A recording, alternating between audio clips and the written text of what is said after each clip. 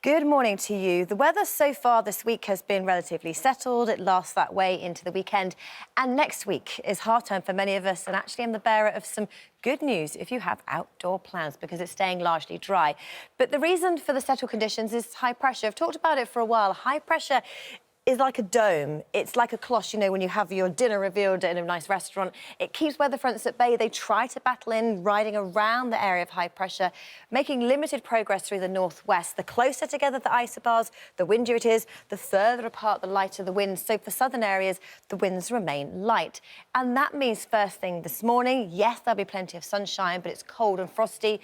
Closer to the northwest with weather fronts, it means it's wetter and windier. But throughout, it remains mild because the air's coming up from the southwest. So here's how it looks this morning. Cloudy skies for Scotland and northern, outlight breaks of rain across the far northwest. Some of that rain will be heavy at times, but further south, the skies are clear, and that means it is cold. This morning, as low as -6 degrees through parts of Oxfordshire.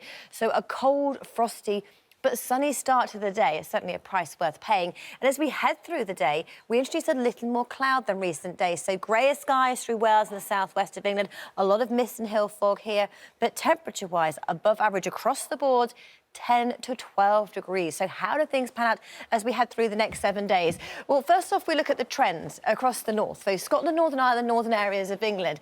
And this is looking at where temperatures sit compared to average. Average is around about 7 degrees across the north this time of year. And actually, it is way above that. And actually, with cloudier skies, very little in the way of frost through the coming nights as well. Percentage chance of rainfall, how likely we are to see wet weather? Well, we have had a fair bit of rain across the northwest, but now with high pressure taking a firmer hold, the outlook looks largely dry. And into next week, if it is half-term for you, it stays fine and dry. Fortunes further south for England and Wales for the next 7 days. Temperature-wise, again, it remains above average.